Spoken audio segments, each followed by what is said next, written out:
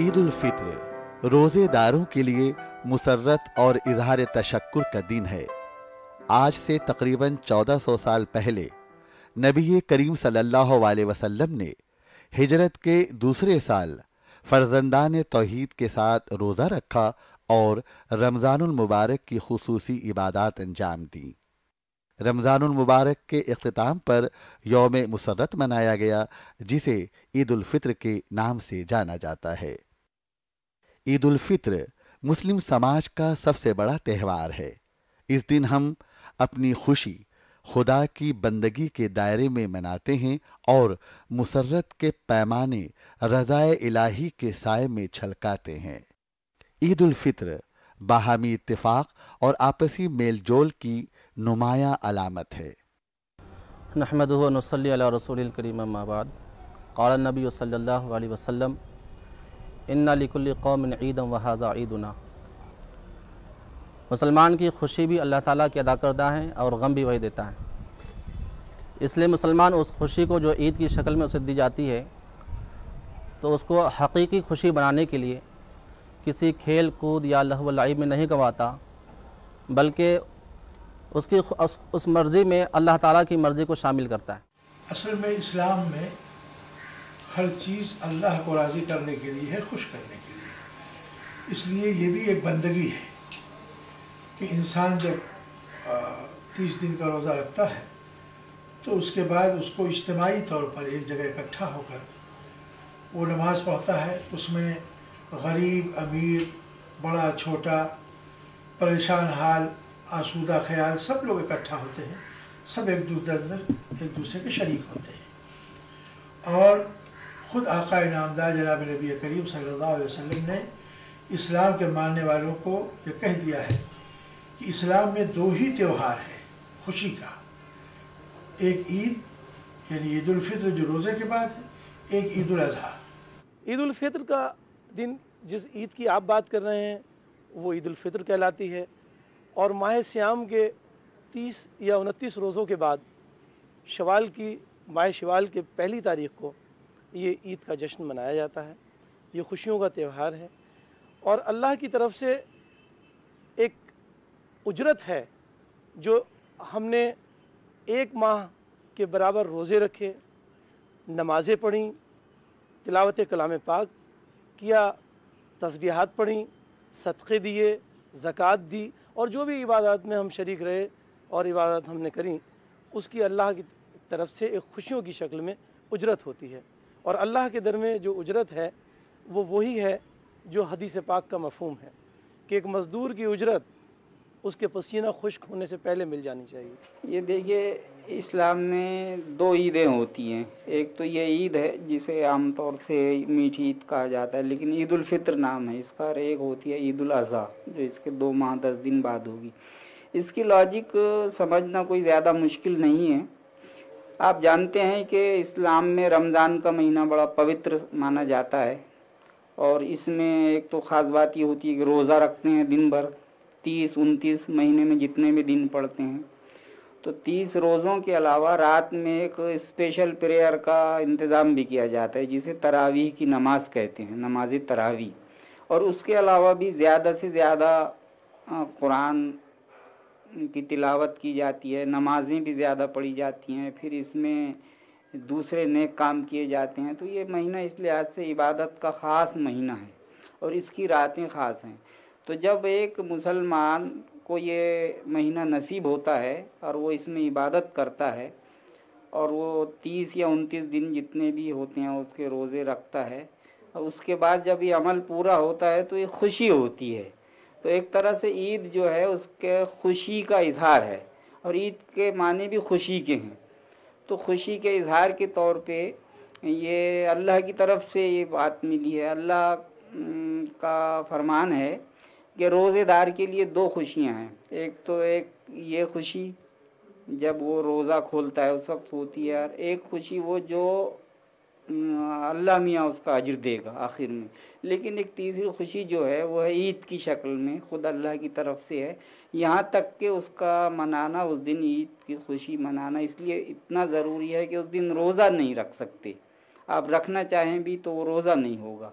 تو ایک طرح سے جو کچھ عبادت کی جاتی ہے تو اس کے خوشی کے اظہار کے طور پر یہ عید منائی جاتی ہے پوری دنیا میں۔ عید الفطر اس لیے کہا جاتا ہے کہ رمضان بھر جو روزہ رکھتے ہیں، روزے کے بعد آج کا جو دن ہے وہ فطور کا ہے، یعنی روزہ کھولنے کا، یعنی کھانے پینے کا دن ہے۔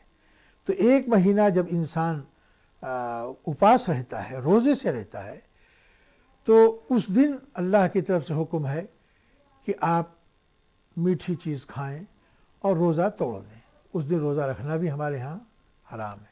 الا ان صدقۃ الفطر واجبہ علی کل مسلم ذکر او انثی حر او عبد صغیر او کبیر، کہ آگاہ ہو جاؤ کہ صدقہ فطر ہر مسلمان مرد و عورت، چھوٹے بڑے، آزاد اور غلام پر واجب ہے۔ اور آپ صلی اللہ علیہ وسلم نے فرمایا کہ ان تؤدى قبل خروج الناس الى الصلاۃ، کہ نماز عید سے قبل صدقہ فطر ادا کر دیا جائے۔ فطرہ اس لیے مقرر کیا گیا ہے کہ معاشرے میں امیر اور غریب، دبے ہوئے، کچلے ہوئے، ہر طرح کے لوگ ہوتے ہیں۔ اگر غریبوں کو، چونکہ اسلام گویا نابرابری کی مخالفت کرتا ہے، اسلام سب کے ساتھ یکساں سلوک کا قائل ہے، آقا نامدار جناب نبی کریم صلی اللہ علیہ وسلم نے اس نابرابری کو ختم کرنے کے لیے وہ اس دنیا میں تشریف لے آئے، اور آپ کا پیغام بھی یہی ہے۔ اس لیے صدقہ فطر ان غریب بھائیوں کے لیے جو ہماری اس خوشی میں، عید الفطر کی خوشی میں شرکت میں انہیں پریشانی ہے، ان کے پاس کپڑے نہیں ہیں، کھانے پینے کے سامان نہیں ہیں، اور ضروریات زندگی کی چیزیں نہیں ہیں کہ وہ اس خوشی کے اندر شریک ہو جائیں، تو باقاعدہ آرڈر ہے یہ آقا نامدار جناب نبی کریم صلی اللہ علیہ وسلم کا کہ کسی بھی حالت میں مسلمان کو چاہیے کہ وہ اپنے ان غریبوں کے ساتھ شرکت کرے صدقہ فطر کے ذریعے سے، اس لیے کہ اگر اس نے صدقہ فطر نہیں دیا تو اس کا روزہ آسمان اور زمین کے درمیان لٹکا رہے گا۔ اسی سے پتہ چلتا ہے کہ انسان کی اہمیت اللہ کے نزدیک کس قدر ہے۔ ہر قوم اور مذہب و ملت میں کچھ خاص تہوار بہت ہی شاندار طریقے سے منائے جاتے ہیں، جو ان کے عقائد و تصورات کے ساتھ ساتھ تاریخ و روایات کے ترجمان بھی ہوتے ہیں، اور ان کے مذہبی اور قومی مزاج کے آئینہ دار بھی ہوتے ہیں۔ اسی طرح عید الفطر مسلمانوں کے توحیدی مزاج اور اس کے عقائد و تصورات کا آئینہ دار ہے۔ عید کے دنوں میں، عید جس دن ہم مناتے ہیں وہ تو ایک طرح سے سماپن ہے پورے رمضان کے مہینے کے پوری پرکریا کا، جو سادھنا کی، تو مہینہ بھر جو سادھنا کی ہم نے روزوں کے مادھیم سے، پرماتما کی اپاسنا بہت گہرائی سے کی، اپنے نیموں میں شدھی پیدا کی، ہم اپنے شریر میں ورش بھر میں آئی ہوئی کمیوں کو دیکھتے ہوئے اس طرح کا ایک ابھیاس کر لیتے ہیں کہ جس سے وکرتیاں ختم ہو جاتی ہیں اور ہم شدھ من سے پیار اور پریم بھیتر اوتپروت ہمارے ہو جاتا ہے اس دوران۔ عید جو 30 دن کے اپواس کا ہوتا ہے، اسی طرح سے کیتھولک عیسائی اور پروٹسٹنٹ عیسائی بھی 40 دن کا فاسٹنگ رکھتے ہیں، اس کو لینٹ بولتے ہیں، جس کے اندر وہ کھانا نہیں کھاتے اور پانی بھی نہیں پیتے، اور ان کا ان دنوں میں پربھو کے پاس یا اللہ کے یا خدا کے یا پربھو کے پاس جانے کے لیے آدمی اپنے آپ کو نمر کہتا ہے، ہمبل بناتا ہے۔ تو ہندوستان میں جتنے بھی تہوار ہیں اس میں عید کا اپنا ایک مہتوپورن استھان ہے۔ پورے اتساہ کے ساتھ، اتسو کے ساتھ پورے ہندوستانی عید کا پرو مناتے ہیں۔ کچھ لوگ ایسے ہیں جو عید کو دھرم سے جوڑتے ہیں، ایک خاص مسلمانوں سے جوڑتے ہیں، لیکن میں ایسا نہیں مانتا ہوں۔ عید تو ہندوستان کا ہی نہیں بلکہ یہ تو انترراشٹریہ پرو ہے، اس لیے اس کا اپنا مہتوپورن استھان ہے، اور اس کو پریم، اہنسا، بھائی چارے کے پرتیک کے روپ میں عید کو پورے ہندوستان کے لوگوں کو اور دنیا کے لوگوں کو منانا چاہیے۔ عید کے دنوں میں پربھو کا کلام، شبد جو ہے وہ جوڑنے والا بنے۔ دنیا کے اندر جو مونوتھیسٹک قومیں ہیں ان کے اندر کا سمواد بڑھے، اور اگر یہ بڑھتا ہے تو عید کا اثر ایسا بھی ہو سکتا ہے کہ دنیا میں بھائی چارہ اور امن پیدا ہو سکتا ہے۔ عید جو ہے وہ مسلمانوں کے تہوار کر کے سیمت کر دیا ہے اس کو۔ کرسمس جو ہے वो ईसाइयों तक सीमित कर दिया। ईसा कोई ईसाइयों के थोड़ी थे, तो सारी दुनिया के हैं। जो भी सत्य के वाणी बोलता है वो किसी जात की या किसी धर्म की बपोती नहीं होता है। गुरु नानक ने कहा है कि अव्वल अल्लाह नूर पाया कुदरत के सब बंदे। तो उसी नज़रिए से जब सभी उसी के ही बंदे हैं तो फिर झगड़ा किस बात का है, फसाद किस बात का है। और ईद इसलिए हम सबको, चाहे हम हिंदू हों, मुसलमान हों, सिख हों, ईसाई हों, सबको ये त्यौहार राष्ट्रीय पर्व की तरह मनाना चाहिए और सभी इसमें ऊंच नीच कोई भेद रखना नहीं चाहिए। और सभी मुसलमान भाइयों को और दूसरे सभी लोगों को ये मैं मैसेज देना चाहता हूँ कि ईद के मौके को भाईचारा, शांति और प्रेम के त्यौहार के रूप में मनाएं। किसी भी मज़हब का त्यौहार हो, ये नहीं कि हम ईद की बात कर रहे हैं, ये नहीं कि हम दिवाली की बात कर रहे हैं, ये नहीं कि हम होली की बात कर रहे हैं। तमाम मज़हब के जो लोग यहाँ रहने वाले लोग हैं, जब भी वो अपने त्यौहार मनाते हैं तो ये बात बड़ी एक प्रैक्टिकल देखी गई है। और शायद ही दुनिया के पर्दे पर जितने भी मुल्क हैं उस नक्शे में शायद ही किसी और मुल्क पर इतनी गहराई से निशान लगाया जा सके जितने कि हम अपने हिंदुस्तान पे गहराई से निशान लगा देते हैं कि इस मुल्क में जब भी कोई भी किसी भी खित्ते में कोई एक मज़हब के मानने वाले अपना त्यौहार मनाते हैं तो कभी भी ऐसा नहीं होता कि वो ख़ुद उस त्यौहार को मनाकर बैठ जाएं, बल्कि हमेशा ऐसा होता है कि आवाज़ देते हैं। जब दिवाली होती है तो मुसलमानों को आवाज़ दिया जाता है, ईसाइयों को आवाज़ दिया जाता है, और जब ईद होती है तो मुसलमान अपने हिंदू भाइयों को, ईसाइयों को, सिखों को आवाज़ देते हैं कि तुम आओ हमारे साथ हमारी खुशियों में शामिल हो। और ऐसा ही होता है। ये मुल्क इस बात के लिए अपने आप में एक मिसाल है। यूं तो दुनिया के हर अदब में ईद उल फित्र के बारे में कुछ न कुछ लिखा गया है, मगर उर्दू और हिंदी अदब में ईद उल फित्र को खास तवज्जो दी गई है। बहुत से अदीबों ने ईद को मरकज बनाकर कहानियां और नज़में लिखी हैं और बहुत से अदीबों ने अपनी तसनीफ में किसी न किसी बहाने ईद का हवाला भी दिया है। शुरू से लेकर के आज तक ईद के बारे में अदब में बहुत कुछ लिखा गया। मैं तो आपसे अर्ज़ करूं कि ईद एक ऐसा त्यौहार है जो हमारे मुहावरे का हिस्सा बन गया। मसलन जब हम कहते हैं क्या भाई आप तो बड़ी ईद मना रहे हैं, ईदें मना रहे हैं, या ईद आप तो ईद के चांद हो गए हैं, तो अब ईद एक ऐसा त्यौहार बन गया कि जो हमारे मुहावरे का या ज़रबुल अमसाल की एक अलामत के तौर पर इस्तेमाल होने लगा। मैं स्वयं प्रकाश की कहानी पार्टीशन है, उसमें एक कैरेक्टर है कुर्बान भाई। कुर्बान भाई जैसे चरित्र पर कहानी लिखना और उसमें भी ईद का संदर्भ आता है।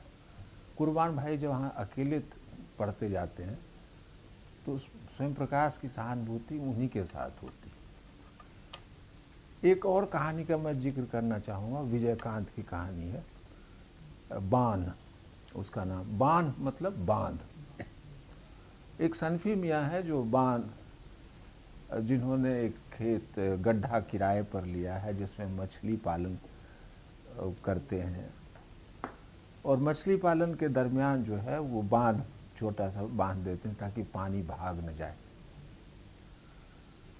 लेकिन जब मछलियां आती हैं तो सनफी मियाँ इतने खुश होते हैं, जैसे उसमें विजयकांत कहते हैं कि सनफी मियाँ की मछलियों को उछलते देखकर सनफी मियाँ को वैसी खुशी मिल रही थी जैसे ईद का चांद देखने पर खुशी मिलती। और वो बहुत ही कायदे से उस कहानी को ले जाते हैं। बहुत ही मार्मिक कहानी है सनफी मियाँ की। इसी तरह से अब्दुल बिस्मिल्लाह की कहानियों में उसका संदर्भ आता है। असगर बजाहत के उपन्यासों में उसका संदर्भ आपको मिलेगा। ऐसे बादशाह हुसैन रिजवी की कहानियों में आपको दिख जाएगा। उर्दू अदब में गज़ल को एक अहम मकाम हासिल है। उर्दू के गज़लगो शायरों ने ईद को अपनी गज़ल की जीनत भी बनाया है। अब आप गज़ल में आइए तो देखिए, गज़ल ये अलामत जो है ईद की, ये खुशी और मुसर्रत का एक पैकर बन गया। शायद ही कोई शायर ऐसा बचा हो जिसने गज़ल में ईद का जिक्र न किया हो। उर्दू के मारूफ शायर मिर्ज़ा गालिब भी खुद को ईद की मुसर्रतों से जुदा न रख सके। उन्होंने जिस खूबसूरती से अपने कसीदे में ईद का जिक्र किया है वो काबिल तारीफ है। गालिब जैसा अहम और गज़लगो शायर भी जब अपने कसीदे का जिक्र करता है जो बादशाह ज़फ़र की शान में है, हाँ महे नौ सुने हम उसका नाम कि जिसको तू झुक के कर रहा है सलाम, اتنا خوبصورت گریز عید کا کیا ہے جو اردو یا فارسی کے کسی قصیدے میں میری معلومات کے مطابق ایسا خوبصورت گریز نہیں ملتا۔ چاند سے شکایت ہے کہ آج بادشاہ کے جشن کا دن ہے، بادشاہ عید منانے کی تیاری کر رہا ہے اور عوام بھی جوش و خروش میں ہیں، عید منانے کی تیاری کر رہے ہیں۔ چاند غائب ہے، ستارے ابھی جگہ پر چمک رہے ہیں، سورج اپنی جگہ پر نکل رہا ہے، لیکن یہ چاند ایسا نافرما بردار ہے کہ یہ عوام کی خوشی میں شریک نہیں ہو رہا ہے، 2 دن سے یہ غائب ہے۔ ظاہر ہے کہ چاند مجبور ہے 2 دن غائب ہونے کے، جب وہ ڈوبتا ہے پچھلے پاک میں تو شاعر یہ کہتا ہے کہ یہ بڑا فرمان ہے چاند جو 2 دن غائب رہا، لیکن چاند کا جو جواب ہے وہ شاید اردو شاعری میں غالب ہی دے سکتا تھا، کوئی اور نہیں۔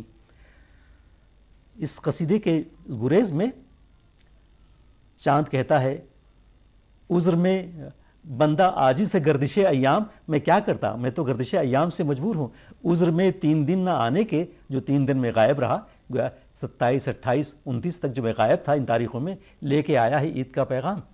علامہ اقبال اور دیگر شعراء نے بھی عید پر بہت کچھ کہا ہے، بہت کچھ لکھا ہے۔ جب اردو میں نظم نگاری کا آغاز ہوتا ہے، اسماعیل میرٹھی کی چھوٹی چھوٹی 2 نظمیں عید پر، اور اس کے بعد پھر آپ مان آئیے تو اردو کے سب سے بڑے شاعر، سب سے عظیم فلسفی شاعر اقبال کی 2 نظمیں، ایک تو ہلال عید پر، بڑی طویل نظم ہے، تقریباً 50 سے زائد اشعار پر یہ نظم ہے، اور اس ہلال عید کی یعنی عید کا چاند نظر آنے پر کیسی مسرتیں ہوتی ہیں، جس میں امیر و غریب، نادار، پڑھا لکھا، ان پڑھ سب شامل ہوتا ہے۔ اقبال نے اپنی اس بلوغت فکر کا یعنی اپنی اس بالغ نظری کا ثبوت دیا ہے کہ اتنی طویل نظم لکھی۔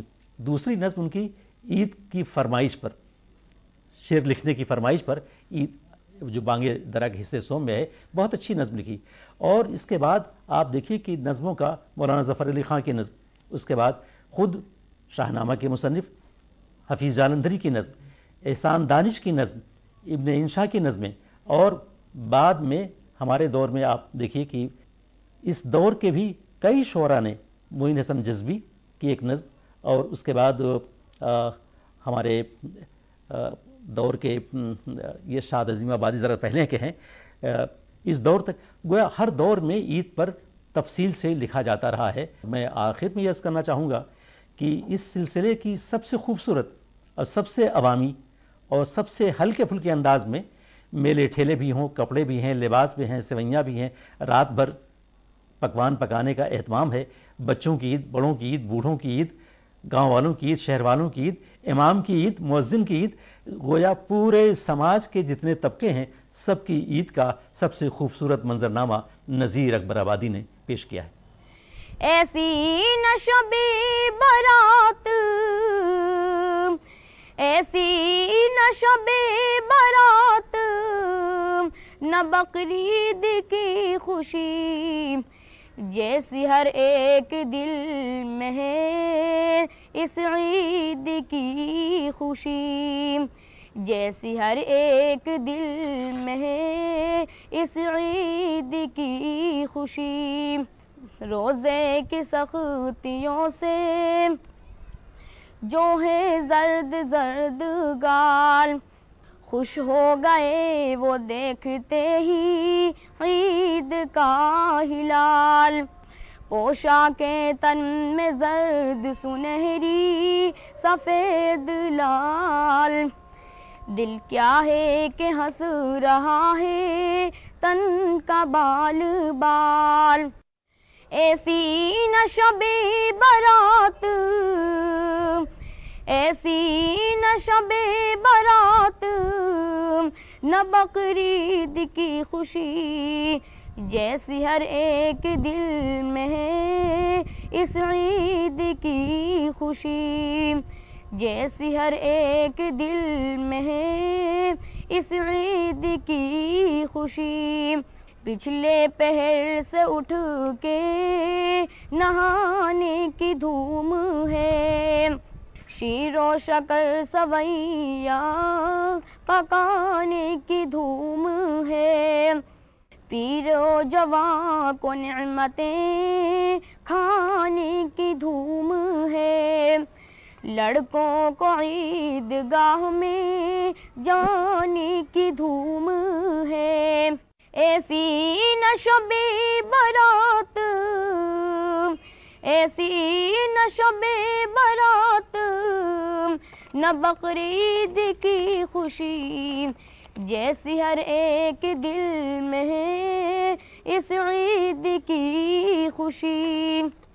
روزے کی سختیوں میں نہ ہوتے اگر اسیر، تو ایسی عید کی نہ خوشی ہوتی دل پذیر۔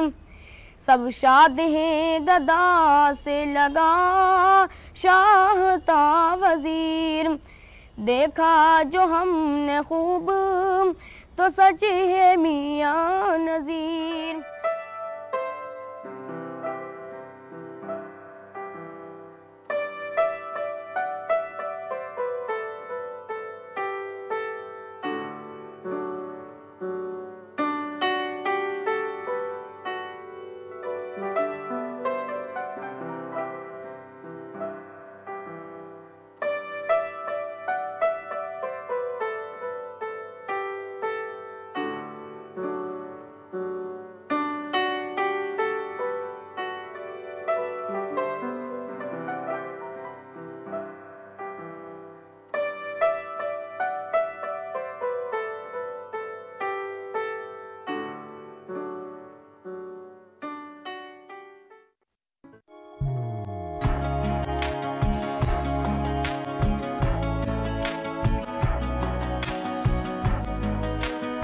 پروفائلز دیکھو پھر ملو، ٹو مچ ٹینشن۔